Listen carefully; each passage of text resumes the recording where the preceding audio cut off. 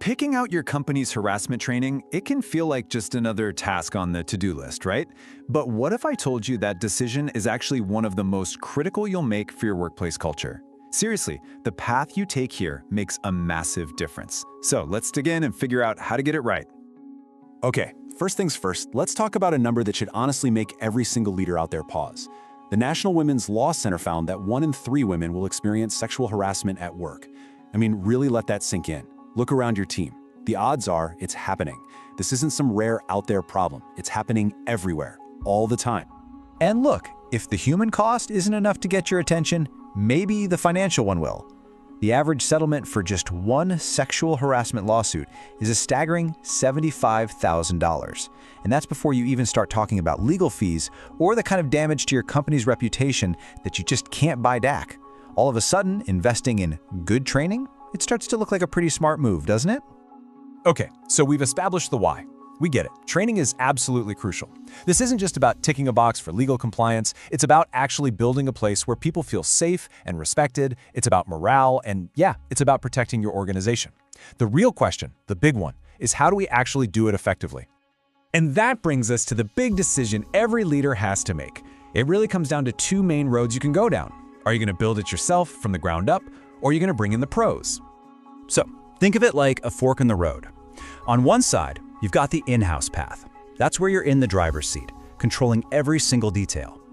On the other side, that's the third-party solution, where you're bringing in outside experts.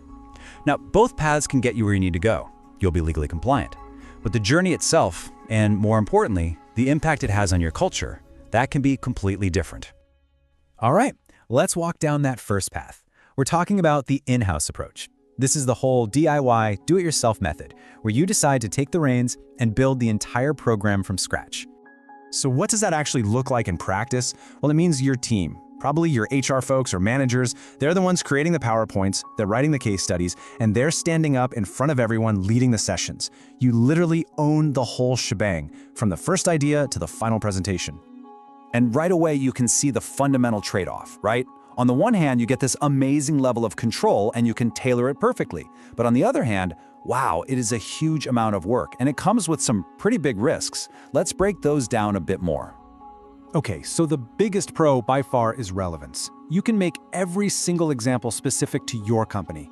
You can talk about your exact code of conduct, use your internal lingo, maybe even use some real anonymized situations that have come up. This is how you weave your company's values right into the fabric of the training. It stops feeling like a boring legal requirement and starts feeling like something that's genuinely part of your culture. Oh, and yeah, it can definitely be cheaper if you already have the right people on your team to pull it off. But of course, there's a flip side. Doing this right takes a ton of time and some serious expertise. Does your team really know all the legal nuances? If not, you could end up with some pretty big gaps in your content. And then you've got the whole issue of internal bias. Can someone from inside the company really be objective about the problems you might have? And are your employees going to feel comfortable being totally honest when their own boss is leading the training? Maybe not. So if the in-house path is full of those potential potholes, what's the other option? Well, that brings us to path number 2, calling in the experts and using a third-party solution. Now, this can look like a lot of different things. It could be a ready-made e-learning course that you just buy online. Or maybe you hire a consultant or a law firm to come in and do a live workshop. The bottom line is, the content and the expertise are coming from outside your company walls. And just like before, there's a really clear set of pros and cons here. You get immediate access to real experts and solutions that can scale up easily, but you're probably going to lose that personal touch, and yeah, it'll likely cost more upfront. The biggest win here? It's all about the expertise. These vendors, this is what they do all day, every day. Their content is built by lawyers and HR pros, it's always up to date with the latest laws, and honestly, it's usually just more polished and engaging. It's saved your team a ton of time and resources. Plus, you'd be surprised how many employees feel way more comfortable opening up and asking sensitive questions to a neutral third party. But you guessed it, it's not a silver bullet. A lot of times the content can feel pretty generic. A case study about a manufacturing plant just isn't going to hit home for your team of graphic designers.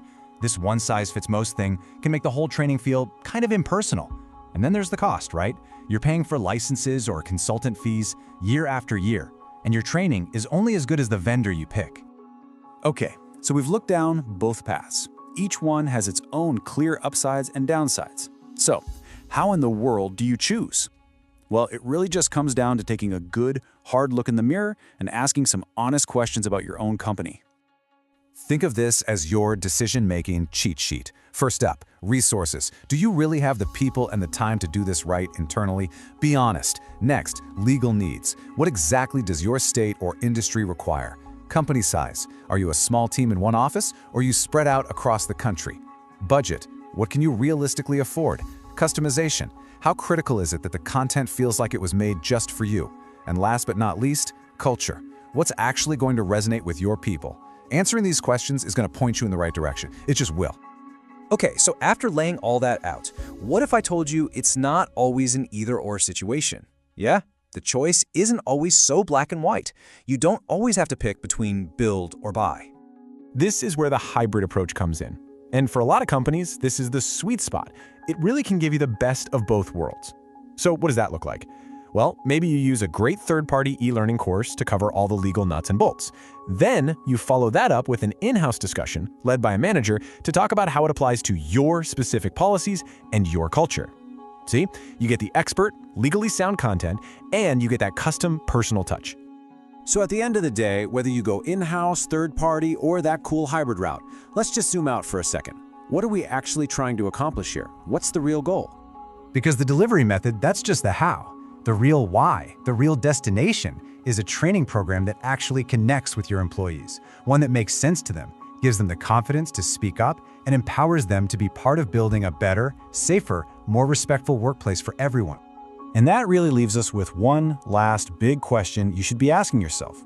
Take a look at what you're doing now or what you're planning to do.